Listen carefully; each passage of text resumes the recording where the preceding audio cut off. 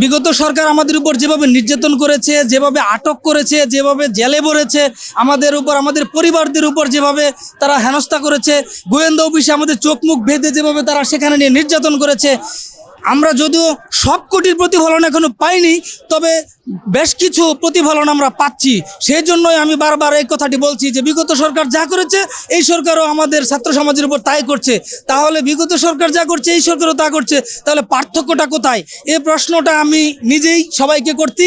আমি এটাকে স্বৈরাচারও বলতে চাই না, আমি অন্য কোনো ভাষা আখ্যায়িত করতে চাই না। এটা শুধু সুশীল সমাজের কাছে, এদেশের মানুষের কাছে আমার প্রশ্ন, শুধু আমি প্রশ্ন রেখে গেলাম।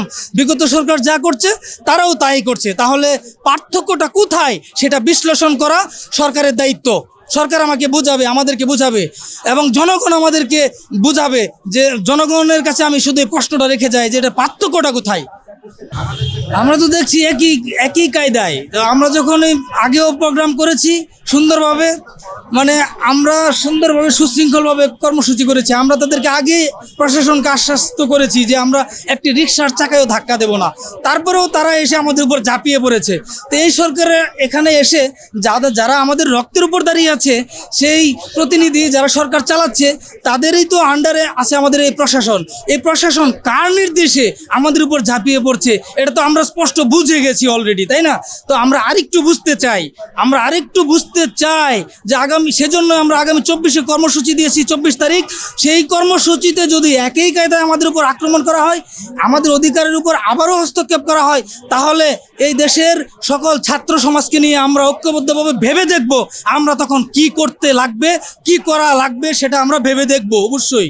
যে আমরা শান্তিপূর্ণ থাকব নাকি অশান্ত হব, সেটা আমরা পরবর্তী পরিবেশে আপনারা বুঝে যাবেন। দীর্ঘ 12টি বছর যাবৎ আমরা রাজপথে চাকরিতে আবেদনের বয়সসীমা 35 নিয়ে এবং ন্যূনতম 35 নিয়ে এবং শর্ত সাপেক্ষে উন্মুক্ত করার লক্ষ্যে আমরা দীর্ঘদিন যাবৎ যে যৌক্তিক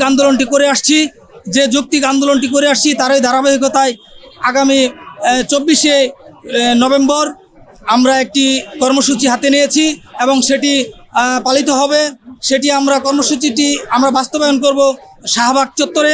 সেখানে আপনারা জানেন সারা বাংলাদেশের 64টি জেলা থেকে আমাদের প্রতিনিধি এবং ছাত্র সমাজের ভাই বোনেরা স্বতঃস্ফূর্তভাবে এখানে উপস্থিত হবেন বলে আমাদেরকে আশ্বস্ত করেছেন।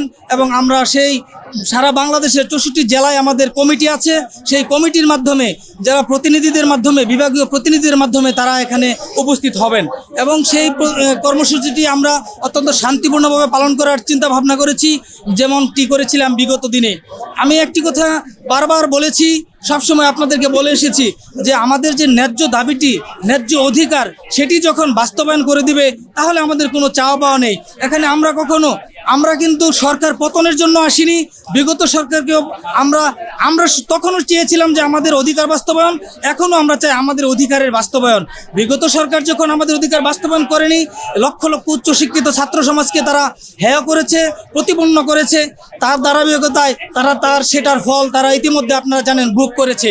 তো আমরা সেই ধারাবাহিকতায় আজকেও আমরা বিগত দিনে আমরা দেখেছেন, আমরা এই সরকারের সময় আমরা যখন রাজপথে ছিলাম, আমার ভাই বোনকে নিয়ে আমরা শান্তিপূর্ণ অবস্থানে ছিলাম, রাজপথে পুলিশ বাহিনী আমাদের কীভাবে অত্যাচার করেছে, লাঠিপিটা করেছে, টিয়ার শেল নিক্ষেপ করেছে, আমরা সেই যেভাবে আমাদেরকে আহত করেছে, আমাদের গত 30 তারিখে আমরা দেখেছেন 17 জন সহযোদ্ধাকে তারা আহত করেছে। অত্যন্ত লজ্জাস্কর বিষয়।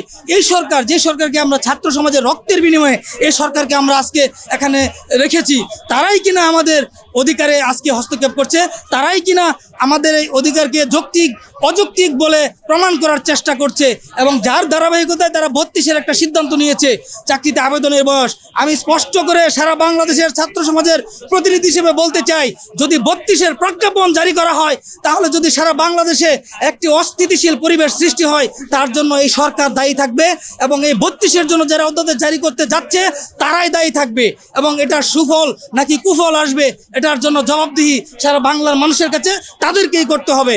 অতএব আমি বলতে চাই, আর কাল বিলম্ব না করে আমরা যে আগামী 24 তারিখ যে কর্মসূচিটি করব, সেই কর্মসূচিটি করার পূর্বেই যেন আমাদের চাকরিতে আবেদনের বয়স ন্যূনতম 35 করে দেওয়া হয় এবং শর্ত সাপেক্ষে উন্মুক্ত করে দেওয়া হয়। তাহলে আমাদের 24 তারিখের আন্দোলন অত্যন্ত নিষ্প্রয়োজন। আমরা আন্দোলন করতে চাই না, আমরা পড়ার টেবিলে ফিরে যেতে চাই। এটাই আমাদের কথা, এটাই আমাদের স্লোগান।